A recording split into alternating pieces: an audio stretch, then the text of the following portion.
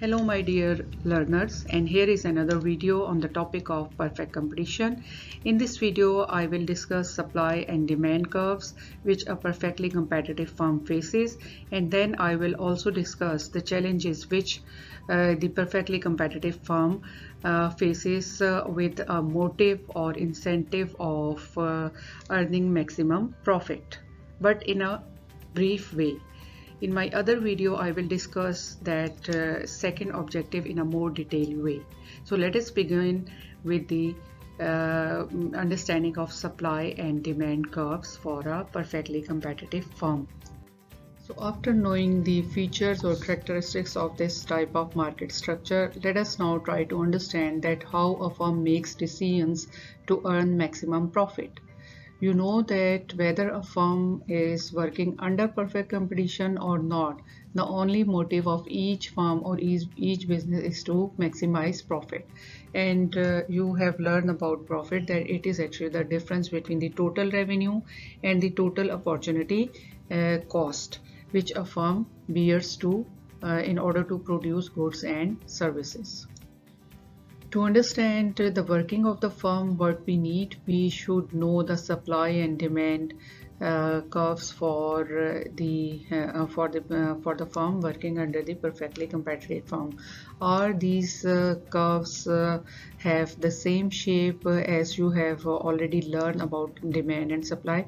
So let us try to explore that.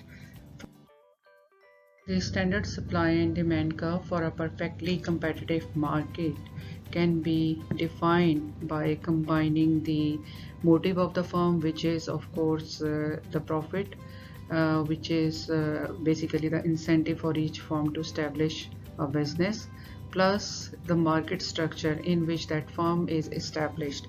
So on the basis of these two factors, we can define the standard demand and supply curve for a competitive market. Let us first try to discuss the supply curve which a perfectly competitive firm has. And supply curve for a firm is it has its normal shape, which is a positive supply curve, right, like this, which means that higher level of quantity supply is attached with the higher prices. And there you have learned that supply is also giving you about the information of marginal cost, that to produce more, right, to produce more quantities, the marginal cost, what is the marginal cost to produce an additional unit? So that's why supply is equivalent to the marginal cost. That's why sometimes we call this supply curve as the marginal cost curve. But you have learned from the previous chapter on the production cost that marginal cost has shape like this, right? First it decreases as the output level increases. Marginal cost first decreases, reaches its minimum, and then started to increase. When we are driving the supply curve, it only gives you that increasing portion. Okay, so with this knowledge, let us now revise the shutdown condition. Shutdown condition says that shutdown condition mean that when the firm stops its level of production, it is not producing at all. So it is the point where the price of the good become less than the average variable cost, the cost to the variable factor.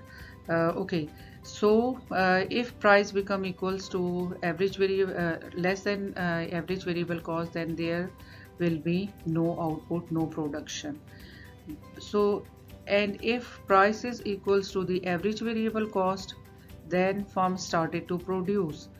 Or if the price is greater than average variable cost, the firm will produce. The production will start, or we can say that firm will supply.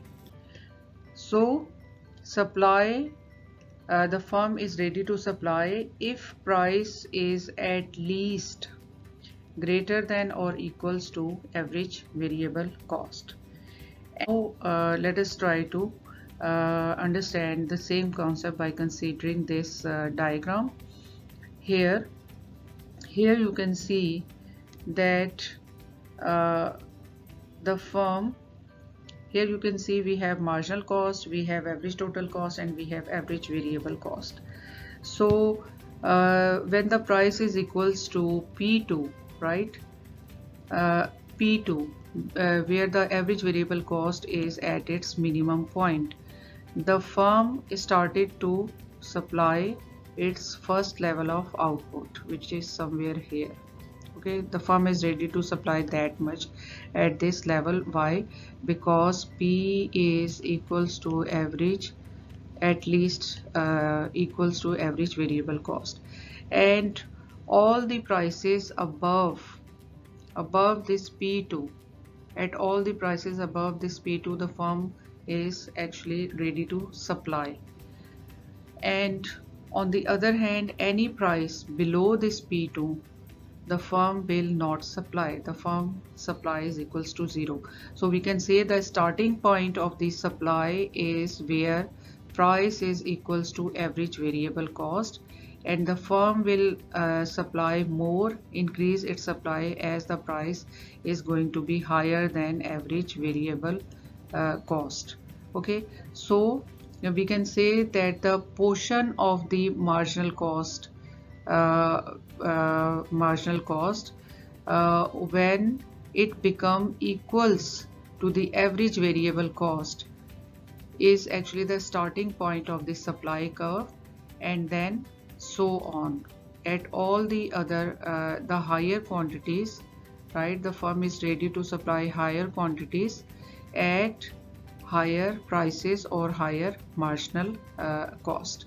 So that's why we can say that the supply curve for a firm is actually a part of its marginal cost, and it starts from that level where the marginal cost is, the firm started its supply where its marginal cost is equals to the variable cost, or we can say that where the price is equals to the average variable cost.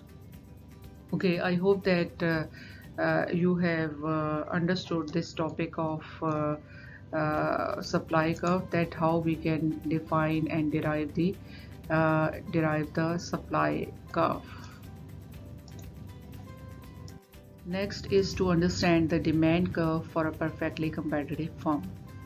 The demand curve for a perfectly competitive firm is actually perfectly elastic, which means that no individual firm can change the price of the good. You know that demand is the function of price. Quantity demanded is the function of price, and no individual, in case of perfectly competitive firm, the firm cannot change price, right? The firm cannot change price. Why? Because if an individual firm just increase the price of its good, then the quantity demanded is going to be 0. Why? Because there are many other firms which are producing or selling the identical good. So if you will increase the price, then the buyers, they will buy from some other suppliers instead of you. So your demand is going to be 0. If you even increase the price with a very, very small fraction. So that's why we can say that demand is perfectly elastic, or it is parallel to the horizontal axis where we measure quantity. And what the firm has to do, the firm can sell at a given price as much as it wants. And we know that the firms are price taker. The firms are price taker. They cannot change price, as I already have explained. So the demand curve look like this. It looks like this, right? And here you can see that the price is at this price. The firm can sell any quantity, any output level at this given price. And further you can see that I have written here that this demand curve is equivalent to the marginal revenue and average revenue. So basically this demand curve is for a perfectly competitive firm. The marginal revenue for a firm or the average revenue for a firm, it is always equals to the price of the good. Price is equals to the marginal revenue, it is equals to the average revenue, and you know that the demand curve is also giving you information about the marginal benefit. Remember that the marginal benefit is actually the benefit which or the value which buyers they are putting on purchasing the good. But at the moment, don't go through this concept of the marginal benefit. Just focus on this, that in perfectly competitive for a perfectly competitive firm which is a price taker, the price is always equals to the marginal revenue and average revenue. Okay, so now on the next slide we are going to prove this equality.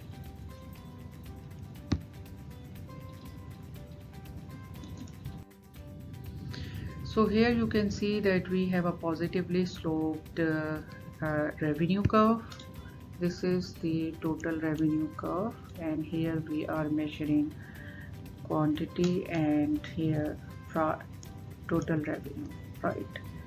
So if the output level is 5, then the total revenue is 10. If the output level is 10, the total revenue is 20, and if the output level is 15, the total revenue is 30. So what we are going to prove? We are going to prove that the relation between price, marginal revenue and average revenue for a perfectly competitive firm. Okay, now at first place, if I just ask that can you calculate the total price with this information given in this diagram? Yes, we can. How? We can calculate price by using the formula for total revenue. You know that total revenue is equals to the price into, it is a product of price and quantity. And you have total revenue, for example, for first quantity which is 5 and total revenue is 10, then the price is going to be 2. Understand? Okay, so I am just putting all this information in a table. So here in the first column total revenue is reported, and in the second column output level for each total revenue is reported. Okay, the price for when the total revenue is 10, the price is 2. When the total revenue is 20, the price is 20 divided by 10, again 2. And then for when the output level is 15, then the price is again going to be 2. Okay, so you can see that price remains same. Why? Because it is given. It is a perfectly competitive market, so the firm is facing a given price which is 2. Now come to the marginal revenue. What is marginal revenue? Marginal revenue is just the change in total revenue to the change in the output level. So for these two, the marginal revenue is going to be 20 minus 10 divided by 10 minus 5. So it is going to be 10 over 5, 2.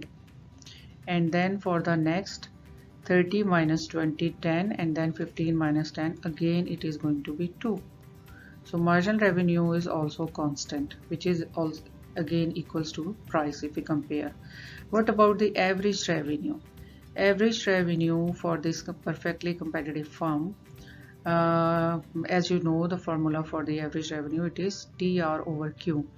When you divide total revenue with output level, so it is the revenues per unit of output. 10 divided by 5, so it is going to be 2, and then 20 divided by 10, 2, and then 30 divided by 2, 10. So what you basically learn here, you learn here that price is equals to the marginal revenue and average revenue, right? So price, whatever is the price which is given for a perfectly competitive firm, the marginal revenues and average revenues are always equals to the given price, as you have proved by this example. Okay, I hope that you have understood that why when I draw this demand curve for a perfectly competitive firm, I wrote that D is equals to MR equals to AR. Okay. Okay, so let us move to the next slide. Let us try to understand that how a firm makes decision in order to earn maximum profit. You have learned about the supply and demand curves for an individual firm. So, and you also have learned that the firm is a price taker. And when you define profit, you know that it is the difference between the total revenue and total cost. So how can the firm earn higher profit? By increasing its revenues.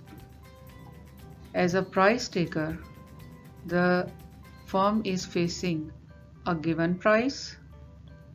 So the only challenge for the firm is to decide about the level of output which can increase its total revenue and then its profit.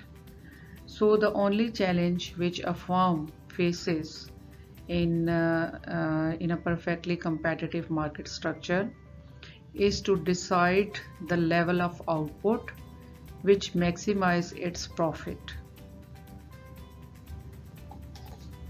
So if you look at this diagram, you can see the first portion of this diagram is showing the market for a product. Let us say that it is the market of rice, and here you can see that that by applying the equilibrium condition, where supply is equals to demand, what is actually the price? The equilibrium price here is P naught, and the total quantity of rice which is going to be traded in this market of rice, it is equals to Q naught. Now if you are the supplier of rice, then how you will decide about the output level? The price which is P naught, it is given, so you take that price as given, right, which is P naught, and this is your demand curve which is perfectly elastic. And why? Because you cannot change price in order to sell or increase the demand of your rice. So what you have to do, you have to decide that level of output which gives you the maximum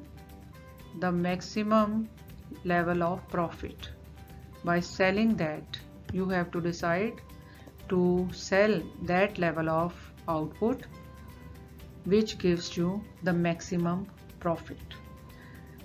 To understand that what level will be the level which gives maximum profit, what we need to do, we need to add the cost structure in this diagram.